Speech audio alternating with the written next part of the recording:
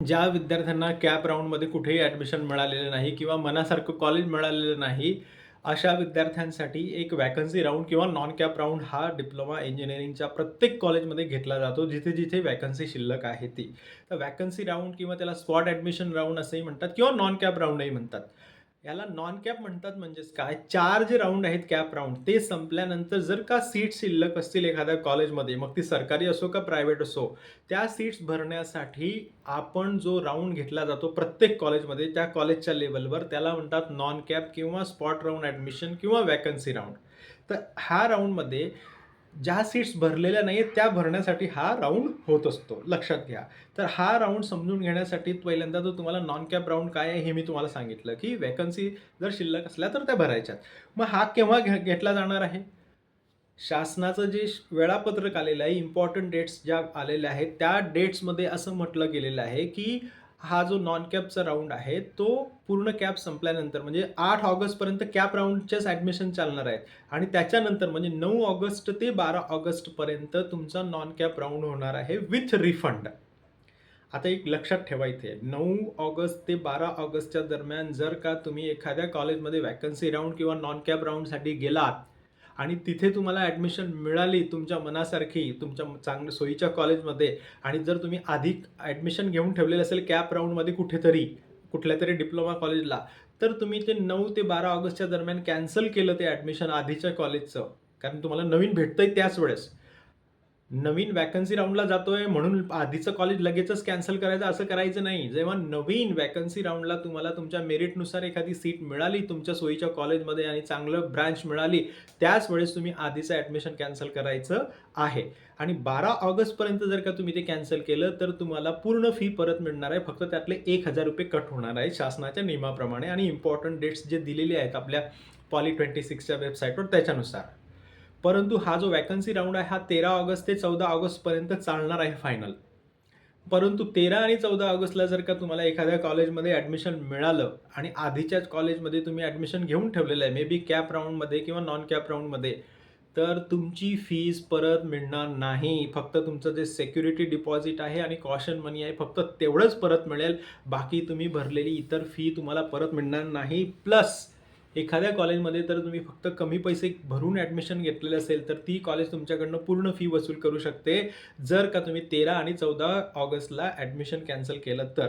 आता हे शासनाने का केलं आहे? कारण त्याच्यामध्ये असं असतं, की शेवटच्या दिवसापर्यंत लोक आपल्याला फीस परत भेटणार आहे म्हणून अगदी रँडमली केव्हाही कॅज्युअली आरामात ॲडमिशन्स कॅन्सल करत असतात.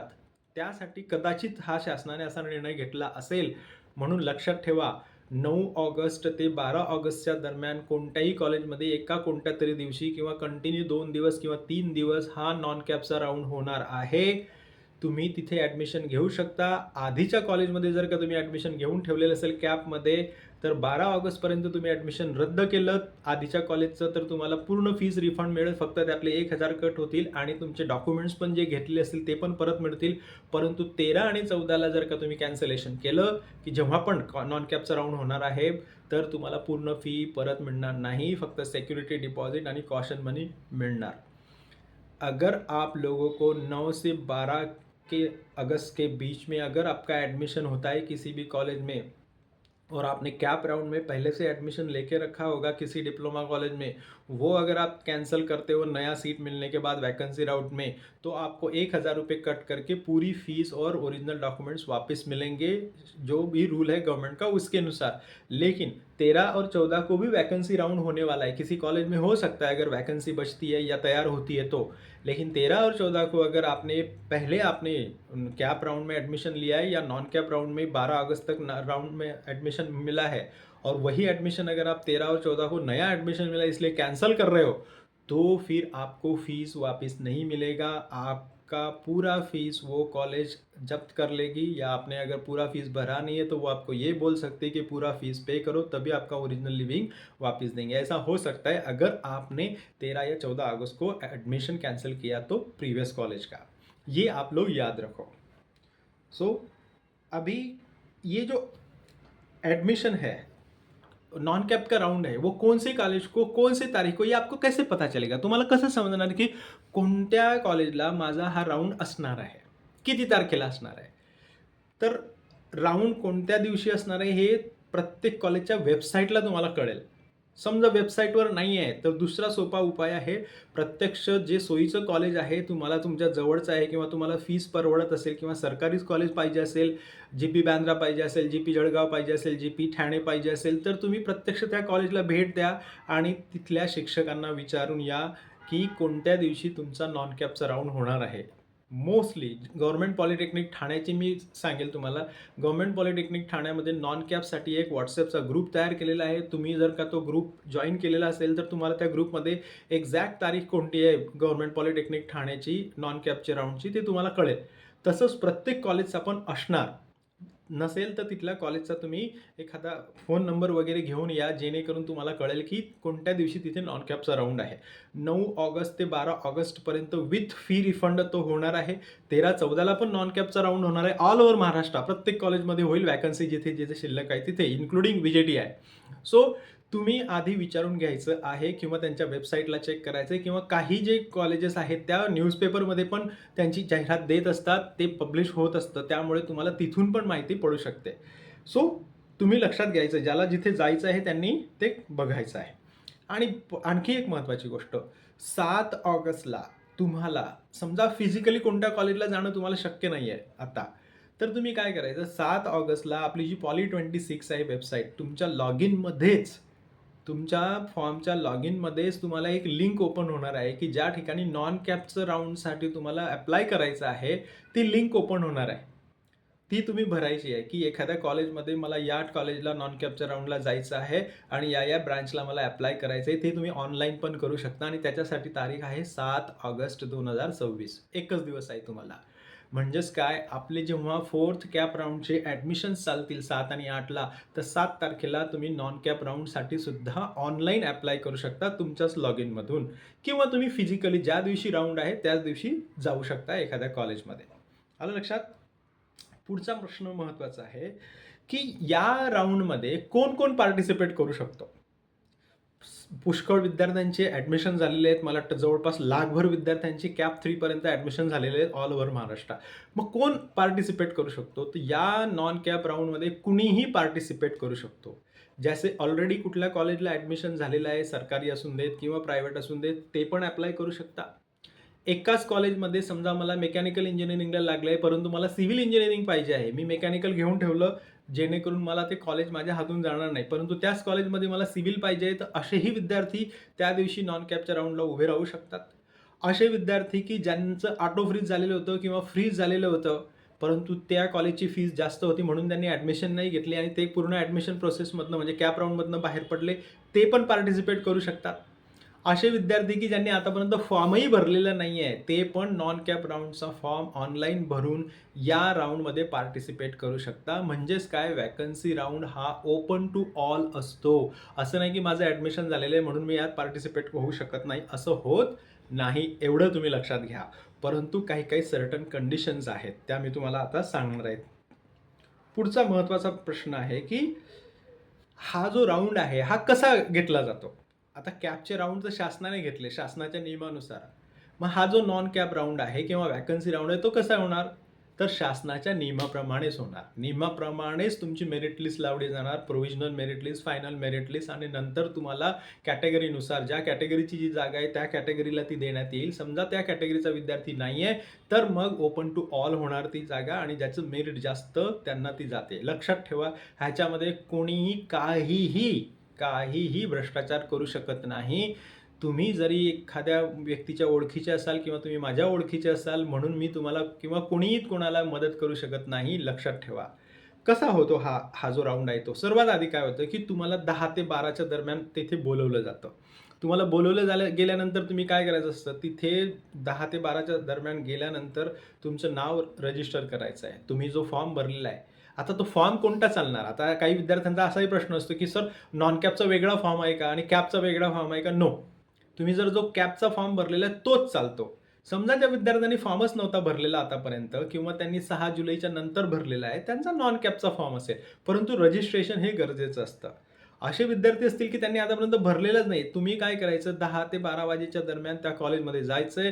तिथे स्वतः नवीन फॉर्म भरायचा आहे नॉन कॅपचा आणि ते सुद्धा या नॉन कॅप राउंडसाठी येऊ शकतात. त्यांची पण मेरिट लागेल. सो सर्वात आधी रजिस्ट्रेशन होते.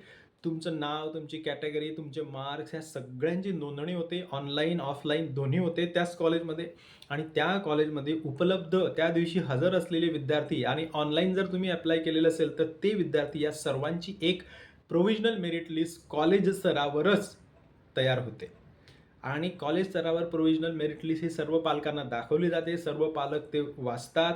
तुमचे जर काही ऑब्जेक्शन्स असतील नावाचे म्हणा किंवा मार्कांचे म्हणा ते दुरुस्त केले जातात आणि लगेचच दुरुस्तीनंतर पुन्हा एक फायनल मेरिट लिस्ट लागते आणि फायनल मेरिट लिस्ट लागल्यानंतर ज्या प्रत्येक कॉलेजमध्ये ज्या कॅटेगरीची जी वॅकन्सी आहे त्याच कॅटेगरीचे विद्यार्थी आधी सर्वात बघितले जातात, शोधले जातात. फॉर एक्झाम्पल मेकॅनिकल इंजिनिअरिंगची गव्हर्नमेंट पॉलिटेक्निक ठाण्यामध्ये एक वॅकन्सी आहे आणि ती कॅटेगरी आहे SC मेल. तर SC मेल आणि होम डिस्ट्रिक्ट तो आधी शोधला जाईल आणि SC मेल होम डिस्ट्रिक्टवाले समजा 10 विद्यार्थी सापडले तर मग त्या 10 विद्यार्थ्यांमध्ये SCच्या विद्यार्थ्यांमध्ये ज्याची मेरिट जास्त त्याला ती सीट देण्यात येईल. आलं लक्षात? आणि समजा SC कॅटेगरीची जरी सीट आहे आणि कोणीच अवेलेबल नाही आहे मग दुसऱ्या राऊंडला अशा ज्या सीट्स असतात त्याच दिवशी दुसरी फेरी होते आणि ती ओपन टू ऑल होते. ओपन टू ऑल म्हणजे काय? मग ज्याचं मेरिट जास्त त्याला बोलवलं जातं ॲडमिशनच्या चेंबरमध्ये आणि त्याला विचारलं जातं की बाबा हां ही या ब्रँचची एक सीट खाली आहे, त्या ब्रँचची एक सीट खाली आहे, तुला कोणती हवी आहे ते सांग. तुला जर पटत असेल तर तो घेतो, नाहीतर तो निघतो, साईन करतो आणि बाहेर निघतो.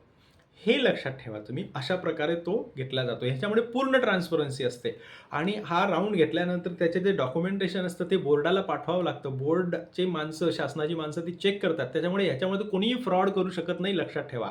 हजर असलेल्या विद्यार्थ्यांपैकी ज्याचे मार्क्स जास्त कॅटेगरीनुसार किंवा ओपन टू ऑल त्यांनाच ती सीट जाते. त्यामुळे कोणीही डाऊट घ्यायचा नाही किंवा माझ्याकडे येऊन प्रश्न विचारायचा नाही, डाऊट ओपन करायचा नाही, असं होतच नाही. आलं लक्षात? आणि प्रायव्हेट असो का सरकारी असो हा नियम सर्वांना लागू आहे. याच्यानंतर पुढचा पॉईंट आहे की मी जर ऑलरेडी ॲडमिशन घेतलेलं आहे कुठल्या तरी याला कॅप राऊंडमध्ये तर मी पार्टिसिपेट करू शकतो का? जसं मी आधी सांगितलं हो तुम्ही पार्टिसिपेट करू शकता. परंतु इथे थोडीशी गोष्ट तुमच्या लक्षात एक घ्यायची आहे की नॉन कॅपमध्ये जर का तुम्ही ॲडमिशन घेतलं तर कॅपमध्ये जी स्कॉलरशिप किंवा तुमच्या कॅटेगरीचे बेनिफिट्स तुम्हाला मिळालेले आहेत, फीस कमी लागली, ते सर्व बेनिफिट्स नाहीसे होतात. तुम्हाला ओपन कॅटेगरीची फीस भरावी लागते. त्यामुळे जरी तुमचं ॲडमिशन झालेलं असेल कुठेतरी तुम्ही पार्टिसिपेट करू शकता. कारण काही विद्यार्थी असे असतात की त्यांना एक कोर्स हवा असतो एखाद्या कॉलेजमध्ये परंतु बी मिळालेलं असतं त्यांच्या मेरिटनुसार, मग ते स्विच करतात. काही हरकत नाही आहे, तुम्ही पार्टिसिपेट करू शकता. दुसरी एक शंका आहे की एकाच कॉलेजमध्ये वेगळ्या कोर्ससाठी मी अप्लाय करू शकतो का? मी त्याच्यासाठी ट्राय करू शकतो का नॉन कॅपसाठी? हो, तुम्ही करू शकता. म्हणजे मेकॅनिकलमधून सिव्हिलला आणि सिव्हिलमधून मेकॅनिकलला जाणारे पण विद्यार्थी असतात, परंतु कंडिशन मी सांगितली तुम्हाला पूर्ण फी पे करावी लागेल. आता काय होतं माहिती आहे का? जेव्हा तुम्ही नॉन कॅपला राऊंडला येता आणि ऑलरेडी जर तुम्ही कुठेतरी ॲडमिशन घेऊन ठेवलेलं आहे तर त्या कॉलेजमध्ये तुमचे ओरिजिनल डॉक्युमेंट्स असतील. कारण तुम्ही ॲडमिशन घेताना ते जमा करावे लागतात, ओरिजिनल लिव्हिंग सर्टिफिकेट आणि बाकीची मार्कशीट्स वगैरे. मग तुमच्याकडे वॅकन्सी राऊंडला ते ओरिजिनल डॉक्युमेंट्स असणार नाही. तुम्ही डुप्लिकेट वगैरे काही घेऊन यायचं नाही, तर तुम्ही झेरॉक्स घेऊन यायच्या आणि त्या ठिकाणी ॲप्लाय केलेली ॲडमिशन घेतल्यानंतर जी पावती तुम्हाला भेटलेली आहे ती पावतीची झेरॉक्स घेऊन यायची आणि ती दाखवायची वॅकन्सी राऊंडला. त्यावरही तुमचं ॲडमिशन होते आणि नंतर तुम्हाला 3 दिवस दिले जातात ओरिजिनल डॉक्युमेंट्स आणण्यासाठी. सो तुम्ही टेन्शन घ्यायचं नाही आहे, परंतु तुम्ही ट्राय करायचं आहे, लक तुमचं आजमावायचं आहे. पुढचा प्रश्न आहे की मी आतापर्यंत कॅपचा किंवा नॉन कॅपचा फॉर्मच भरला नाही आहे, मग मी येऊ शकतो का नॉन कॅप राऊंडला? हो, त्या दिवशी पण तुम्ही फॉर्म भरू शकता, फ्रेश फॉर्म भरू शकता, परंतु तुमच्याकडे पूर्ण ओरिजिनल डॉक्युमेंट्स हवे असले पाहिजे. तर तुम्ही तो फॉर्म भरू शकता आणि तुमचं मेरिट लिस्टमध्ये नाव येणार. पुढचा प्रश्न आहे की मला आतापर्यंत कॅप राऊंडमध्ये कुठलीही सीट भेटलेली नाही, मग मी पार्टिसिपेट करू शकतो का नाही? हो, तुम्ही पार्टिसिपेट करू शकता, काहीही प्रॉब्लेम नाही आहे आणि तुम्हाला नवीन फॉर्म भरण्याची गरज नाही. जो कॅपचा फॉर्म तुम्ही भरलेला आहे तोच चालणार, तुम्हाला नवीन फॉर्म भरण्याची गरज नाही. आता काही विद्यार्थी असे असतात की मला स्कॉलरशिप आणि फ्रीशिप किंवा जातीचा मला बेनिफिट मिळेल का या नॉन कॅपमध्ये मध्ये ॲडमिशन झाल्यानंतर? किंवा मुलींना शासनाने ट्युशन फी आणि परीक्षा फी पूर्णपणे माफ केलेली आहे, ज्या ज्या विद्यार्थिनींचे आई-वडिलांचं 8,00,000च्या आत उत्पन्न आहे अशा. मग अशा विद्यार्थिनी किंवा विद्यार्थी यांना फ्रीशिप किंवा स्कॉलरशिपचे बेनिफिट्स मिळतील का? तर नाही. तुम्हाला कोणत्याही कॅटेगरीची जरी सीट मिळाली, एस-सी, एस-टी, ओ-बी-सी, तरी पण तुम्हाला पूर्ण फी पे करावी लागणार, हे लक्षात घ्या. पुढचं आहे, if I get admission in vacancy round, how much fee do I need to pay? You need to pay full fee. जसं मी आधीच सांगितलं, तुम्हाला पूर्ण फी भरावी लागेल. स्कॉलरशिप वगैरे काहीही भेटणार नाही. आता काही वेळेस असं होतं की आपल्या विद्यार्थ्याच्या 2 किंवा 3 कॉलेजेस त्या सोयीच्या असतात. जसं जी पी बांद्राला पण सोयीचं आहे, नंतर जी पी ठाणे पण सोयीचं आहे, जी पी विक्रमगड पण सोयीचं आहे. आणि एकाच दिवशी, कारण 9 ऑगस्ट ते 12 ऑगस्टच्या दरम्यान सर्व कॉलेजेसमध्ये हे होणार आहे आणि आपापल्या सोयीने ते कॉलेजेस घेणार आहेत वॅकन्सी राऊंड किंवा नॉन कॅप राऊंड. मग एकाच दिवशी 2 किंवा 3 कॉलेजेसचे राऊंड असू शकतात. मग अशा वेळेस काय करायचं? सिम्पल, झेरॉक्स सेट घ्यायचा, एका ठिकाणी आईने थांबायचं, एका ठिकाणी वडिलांनी थांबायचं, एका ठिकाणी विद्यार्थ्याने थांबायचं. असंही तुम्ही करू शकता, काही हरकत नाही आहे. परंतु आता तुम्ही 2 किंवा 3 ठिकाणी गेलेला आहात, तर 3 कॉलेजेसपैकी जी बेस्ट कॉलेज आहे, त्या ठिकाणी शक्यतोवर विद्यार्थ्याने थांबा. आणि तिथे जर का तुमचं ॲडमिशन आधीच होऊन गेलं या तिघं कॉलेजमध्ये, जी बेस्ट कॉलेज आहे, तर वेल अँड गुड. परंतु असंही होऊ शकतं की जसं जी पी बांद्रा थोडंसं लांब आहे तुमच्याकडे आणि जी पी बांद्राला तुमचं ॲडमिशन आधी भेटून गेलं, तुम्हाला हवा असलेला कोर्स, ॲडमिशन घेऊन टाकायचं. परंतु नंतर जी पी ठाण्याला जर का तुम्हाला भेटलं की जी तुमच्या जवळची कॉलेज आहे, तर परत तुम्ही ते ॲडमिशन कॅन्सल करू शकता. 9 ऑगस्ट ते 12 ऑगस्टच्या दरम्यान फक्त ₹1,000 कट होऊन तुमचे पैसे परत मिळतील, तुमच्या अकाउंटला येतील, नो डाऊट. सो तुम्ही ते करू शकता. फक्त कनेक्ट फोनद्वारे मम्मी, डॅडी आणि मुलाने कनेक्ट राहायचं आहे. सो ही पण एक टिप आहे, तुम्ही लक्षात ठेवा. पुढचा प्रश्न आहे की मी काय काय घेऊन यायचं, कोणते डॉक्युमेंट्स लागतील वॅकन्सी राऊंडला? वॅकन्सी राऊंडला सर्वच्या सर्व ओरिजिनल डॉक्युमेंट्स किंवा तुमचे ओरिजिनल तुम्ही ऑलरेडी ॲडमिशन घेतलेले असेल तर त्या डॉक्युमेंट्सचे झेरॉक्स सेट तुमच्याकडे असले पाहिजे. तुमच्याकडे 2 पासपोर्ट साईज फोटो असले पाहिजे. आणि जी फीस लागणार आहे ती ऑनलाईन तुम्हाला पे करायची आहे. एखाद्या प्रायव्हेट कॉलेजमध्ये जर तुम्ही गेलेला असाल वॅकन्सी राऊंडला, तर तिथली फीस कोणत्या स्वरूपात पाहिजे ती त्यांना तुम्ही आधी विचारून घ्यायची आणि ती तुम्हाला पे करावी लागणार आहे. आता पहिली गोष्ट आहे की हा जो वॅकन्सी राऊंड आहे हा दिवसभर चालतो. रात्री 8, 9, 10 वाजेपर्यंत सुद्धा चालू शकतो. कारण किती लोक येणार त्या वॅकन्सी राऊंडला हे कोणालाही माहिती नाही. 100ही येऊ शकतात, 50ही येऊ शकतात, 200, 500, 1000ही येऊ शकतात. जेवढे जास्त लोक, तेवढी मेरिट लिस्ट तयार करायला वेळ लागणार, व्हेरिफिकेशन करायला वेळ लागणार, चेकिंग झाल्यानंतर ती डिस्प्ले करणं, त्यातल्या चुकांची दुरुस्त करणं, ह्याला खूप वेळ लागतो. आणि मग विद्यार्थ्यांना मेरिटनुसार बसवणं, मेरिटनुसार त्यांना ॲडमिशन चेंबरमध्ये पाठवणं, या प्रोसेसला खूप वेळ लागू शकतो. म्हणून तुम्ही अंधार होणार, रात्र होणार हे डोक्यात ठेवूनच यायचं, शांततेत यायचं. असं नाही की तुम्ही आले आणि 2 तासामध्ये तो राऊंड संपला आणि तुम्ही मग काहीतरी आरडाओरडा करायला लागले. काहीही होणार नाही, कारण शासनाच्या नियमाप्रमाणेच सर्व गोष्टी कराव्या लागतात. तुम्ही कितीही इन्फ्लुएन्स आणला की मी नगरसेवकाचा माणूस आहे, मी आमदाराचा माणूस आहे आणि आमचं लवकर करा आणि आम्हाला लवकर घरी जाऊ द्या, असं होत नाही. नियमाप्रमाणे सर्वांना तिथे थांबावंच लागतं आणि नियमाप्रमाणे तो राऊंड होतो आणि रात्रही होऊ शकते. म्हणून तुम्ही आपल्यासोबत जेवणाचा डबा, 2-3 लिटर पाणी किंवा तुमचं स्वतःचं वाहन तुम्ही स्वतः घेऊन यायचं आहे, जेणेकरून प्रत्येक गोष्टीसाठी तुम्ही तयार असाल. पाऊसही असू शकतो, त्यामुळे त्यासाठी पण तुम्ही तयारी करूनच यायचं आहे. मुलींनी, आईने फक्त दोघांनीच आले आणि तुमच्याकडे फार लांबून आलेले आहात, तर तुम्ही काहीतरी अशी तजवीज करून ठेवायची आहे. ओला, उबर किंवा कोणाला तरी सांगून ठेवायचं की बाबा रात्री अपरात्रीसुद्धा तुम्हाला वाहन मिळेल. या अनुषंगाने अशी तयारी करूनच तुम्ही यायचं आहे. कारण तुम्हाला माहिती नाही की तिथे किती वेळ लागणार. मी पण नाही सांगू शकत. कारण माझा अनुभव आहे की मला वाटतं 1 किंवा 2 वर्षापूर्वी आम्ही रात्री 9:30ला तो राऊंड संपला होता. सो आम्हाला पण तोच प्रॉब्लेम येतो, तुम्हालाही तोच प्रॉब्लेम येतो, असं होऊ शकतं. म्हणून मस्तपैकी शांततेत आणि आपल्याला खूप वेळ थांबावं लागेल या विचाराने यायचं आहे. असं नाही की गेले आणि तुमचं काहीतरी ॲडमिशन झालं किंवा तुम्हाला कळलं, असं होत नाही. सो प्रत्येकाने तशी मनाची आणि फिजिकल तयारी करून यायचं आहे. मग तुम्हाला समजा वॅकन्सी राऊंडला ॲडमिशन मिळालं, परंतु ॲडमिशन घेण्यासाठी जर तुम्ही ऑलरेडी कुठेतरी ॲडमिशन घेतलेलं असेल, तर तुमचं ॲडमिशन वॅकन्सी राऊंडमध्ये बाउन्स होणार. पहिल्यांदा तुम्हाला ॲडमिशन मिळालं तुमच्या मेरिटनुसार, तर तुम्ही तिथेच बसून तुमचं लॉग इन करायचं आहे आणि कॅन्सलेशन करायची आहे, कॅन्सलेशन रिक्वेस्ट पाठवायची आहे. जेव्हा तुम्ही कॅन्सलेशन रिक्वेस्ट पाठवता तेव्हाच तुम्हाला नवीन ठिकाणी ॲडमिशन होतं, कारण तुमचा DN नंबर एकच आहे. मग तो कॅप राऊंडचा असो का तुम्ही नॉन कॅपचा फॉर्म भरलेला असो, तुमचा DN नंबर एकच असल्याकारणाने तुम्हाला आधीच्या कॉलेजमध्ये ॲडमिशन कॅन्सल करावं लागेल. पण आधीच्या कॉलेजचं ॲडमिशन तेव्हाच कॅन्सल करायचं जेव्हा नवीन तुमच्या आवडीच्या कॉलेजमध्ये तुम्हाला ॲडमिशन मिळत असेल तरच. तुम्हाला जेव्हा सांगितलं ऑफिसरने तिथल्या की हो तुझं ॲडमिशन इथे होतंय, मग तू ॲडमिशन कॅन्सल कर, तर तुम्ही ते करायचं आहे. तोपर्यंत करायचं नाही. पुढची गोष्ट आहे आणि ते कॅन्सलेशन म्हणजे तिथेच होतं आणि त्या कॉलेजला लगेच ते कळतं. समजा तुम्ही GP ठाण्यामध्ये आलात आणि कुठल्यातरी एका B कॉलेजमध्ये तुम्ही ऑलरेडी ॲडमिशन घेऊन ठेवलेलं आहे. तुम्ही GP ठाण्याची जी सीट मिळाली तर GP ठाण्यामध्ये राहूनच लॉग इन करायचं आहे. तुम्हाला आम्ही कम्प्युटर पण देणार, तुम्ही लॉग इन करायचं आहे, कॅन्सलेशनची रिक्वेस्ट पाठवायची. तुम्ही कॅन्सलेशनची रिक्वेस्ट पाठवली की लगेच त्या B कॉलेजला कळेल की हो आपलं हे ॲडमिशन कॅन्सल झालं आहे आणि जर तिकडेही राऊंड सुरू असेल तर लगेच ती सीट ते त्यांच्या विद्यार्थ्यांसाठी ओपन करतील. म्हणून तुम्ही हे कॅन्सलेशन तेव्हाच करायचं आहे जेव्हा तुम्हाला नवीन सीट अलॉट झालेली असेल. पुढचा खूप महत्त्वाचा प्रश्न आहे आता आणखी, की वॅकन्सी राऊंडसाठी कोणत्या ब्रांचला किती सीट्स अवेलेबल आहेत. गव्हर्नमेंट पॉलिटेक्निक ठाणे असो किंवा कोणतेही कॉलेज असो, त्या ठिकाणी ज्या वॅकंट सीट राहणार आहेत त्या वेबसाईटला तुम्हाला कळतील किंवा तुम्ही प्रत्यक्ष जाऊन पण चौकशी करू शकता. तिथले ऑफिसर्स तुम्हाला सांगतील. मोस्टली तुम्ही वेबसाईटलाच ते चेक करा आणि तिथे ऑथेंटिक माहिती असू शकते.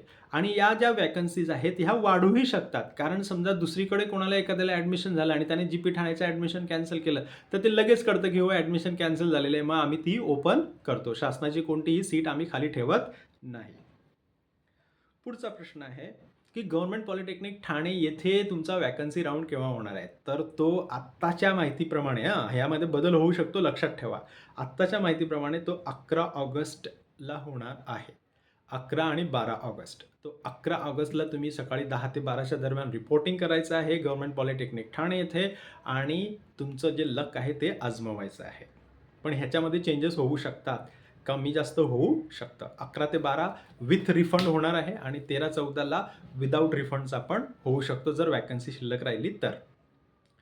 मग आता काही विद्यार्थी काय असतात, ते खूप इनोसंट असतात, भोळे असतात. त्यांना असं वाटतं की आमदाराची चिठ्ठी आणली, नगरसेवकाची चिठ्ठी आणली तर आमचं काहीतरी ॲडमिशन होईल. असं होत नाही. तुम्ही असा प्रयत्नही करू नका. आता मी हे फक्त सांगण्यासाठी सांगत नाही, कारण सर्व प्रोसेस ही ऑनलाईन असते आणि मेरिटनुसार असते आणि मेरिट लिस्ट सगळ्यांच्या, सर्व पालकांच्या समोर असते. त्याच्यामुळे मी जरी समजा माझ्या मुलाला जरी ॲडमिशन द्यायचं ठरवलं तरी ते होत नाही. तेव्हा कोणाच्या सांगण्याने किंवा कोणाच्या फोनने किंवा कोणाच्या रेकमेंडेशन लेटरने किंवा चिठ्ठीने काहीही होत नाही. आणण्याचा प्रयत्नही करू नका, कारण काही होतच नाही. आणि तसं जर होत असतं तर मी आतापर्यंत खूप श्रीमंत झालो असतो, कारण मागच्या 10 वर्षापासून मी ॲडमिशनच करतो आहे. सो असं होत नाही. आता जरी मी गोष्टी सांगितलेल्या आहेत त्याच्या व्यतिरिक्त जर का तुम्हाला काही आणखी डाऊट असतील नॉन कॅप राऊंडसाठी मी सांगितलेल्या गोष्टींच्या व्यतिरिक्त, तर तुम्ही कमेंट बॉक्समध्ये कमेंट करा. मी प्रत्येक कमेंटला तुमचं उत्तर देणार आहे. सो आणखी एक ट्राय करा, बेस्ट कॉलेज मिळवण्याचा, बेस्ट ब्रांच मिळवण्याचा ट्राय करा. लॉटरीचं तिकीट घेतल्याशिवाय लॉटरी मिळत नाही, मी प्रत्येक वेळा तुम्हाला सांगतो. So give it a try. If you are lucky you will get it. All the very best.